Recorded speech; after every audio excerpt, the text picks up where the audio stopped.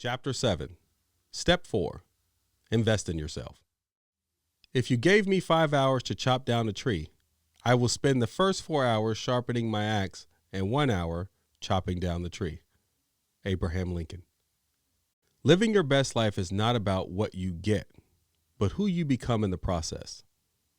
The late great Jim Rohn would say, focus on making your first $1 million, not for the sake of just having $1 million, but for who you become in the process. Why, you ask? There is a difference between being a millionaire and having millions of dollars. Think about it. How many people every year win the lottery for millions of dollars only to be broke 5 years later? How many athletes make millions out of college only to be penniless at the end of their careers?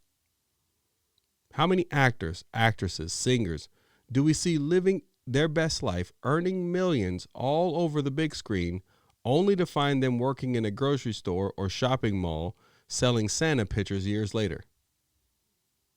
Countless numbers, right? I promise I'm not trying to be rude. I'm merely stating facts. The difference between being a millionaire and having $1 million is the mentality. A millionaire is someone who knows what it takes spiritually, mentally, physically, and emotionally to create $1 million. These are people who can, what seems like most effortlessly, create $1 million out of thin air. They have the blueprint, belief system, and the know-how, which of course is why they are not afraid to lose it. One day they have it, the next day they'll bet it all. The money does not define them. The money is a result of who they are. That is much different than someone who was given $1 million for winning or their talents. If no one wants their talent anymore, then what? This brings me to the be-do-have model. This is probably the simplest yet most important things you will ever get out of this book. It's so simple yet so impactful when you truly understand its meaning. It states, you must become more so that you can do more in order to have more. Give me more. As a society, we have it bass backwards. If you give me more, then I'll do more, and then I'll become more. Give me the perfect wife, and I'll do what it takes to be a great husband. Give me the promotion, and I'll do what it takes to be a great employee. God, just take the weight off me, and I promise I'll eat right. The truth, as hard as it may be to accept, is this. If you got exactly what you wanted in life, the dream car, job, millions of dollars, husband, wife, body, etc., how long do you think it would be before you screwed it up? Answer, not long. This may sound harsh, but the truth stings a little. And right now, you don't need rah-rah motivational talk. You need universal truth. And the truth is, you would screw it up because you're not who you need to become yet to sustain it. Here's another universal truth. If you were who you need to be in order to have the lifestyle you desire, then you would already have it. So if you don't have it, well, do the math. Albert Einstein said, you cannot solve the problem with the same mind that created it. You must become more first, meaning you grow as a person. Then you will do more. Your actions will change. And as a result, you'll have more because you change from your growth. I'll do more. If it was just about doing, then weight loss and getting rich wouldn't be an issue. There are a million books, tapes, audios, online programs, seminars, and workshops with tons of information out there about weight loss, getting rich, starting a business, or whatever else you want. Yet millions of people struggle to lose weight, get out of debt, so on and so forth. Why? Because it's not just about the doing.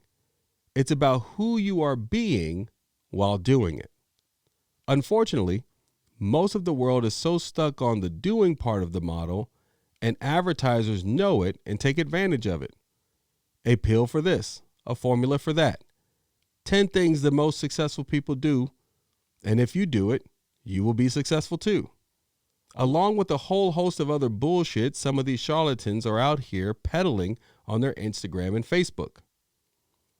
It is not about being told what to think. It is about learning how to think. It is not about what tactics you need to do. It's about what philosophies you need to learn. It's about becoming more so that you can do more and then you'll have more. In that order. And that means you have to invest in yourself. Spending versus investing. There's a difference between spending money on yourself and investing in yourself. With spending, you're not looking for it to yield an ROI, a return on investment. It's more of a one and done. I'm not talking about buying yourself clothes, dinners out, a nice car, or going on vacation. Investing is using money with the intent of getting a return on what you spent, whatever it be financially, spiritually, emotionally, or mentally, to enhance your quality of life. Like this book, for example. You invested under $30 in this book. And my intention is to give you 20 times the return on it emotionally, mentally, and in your quality of life. So how do you invest in yourself? You are the most important thing you could ever invest in. You do that by buying books like this one, attending conferences and online programs, listening to audios or videos that will teach you how to think, programs, books, and audios that will teach you timeless philosophies of the most successful people in the world. Sure, it will cost money. Nothing good in life is free. And by the way, free information is not appreciated information. We place what we call perceived value, how much we think something is worth, based on how much we pay for it. For example, we've all asked someone to give us advice that we've never did anything with. Why? Because it was free advice. On the other hand, what if you paid $10,000 for the same advice? Would you listen with more intention? Would you take notes? Would you be asking for a recording? Absolutely you would. We all would. It's because the more we pay, the more we value it. Think about it this way. The amount of money you pay for a lesson is in exact proportion to the amount of importance you give to that lesson. If you pay $47 for a program, you will treat it like a $47 program. We unconsciously believe because it was cheap, it must not be important. On the other hand, if you paid $2,000 for that same program, you will treat it like a $2,000 program, meaning it's more expensive, therefore the information must be worth more. You get it? We are so quick to invest in ourselves when it comes to formal education to get a job, but when it comes to self-education, investment that will change our quality of life, we tend to say, I don't have the money. And that can't be further from the truth. The truth is, we either have the money or we have access to the money. It just depends on how bad you want it. If you really wanted a new pair of shoes or TV, if you really wanted to take that vacation or buy the new car, we both know you would do whatever it takes to get it. There is no argument on that. If you want something bad enough, you'll find a way to get it. And you know you will. I'm simply talking about reallocating money that you already use for things that won't give you a return and using it to invest in philosophies and tools that will give you a return and help you achieve your best life. Take it from the late, great Jim Rohn. Formal education will make you a living. Self-education will make you a fortune. Investing your time. Everything you are going through in life, someone has already been through it and wrote a book about it.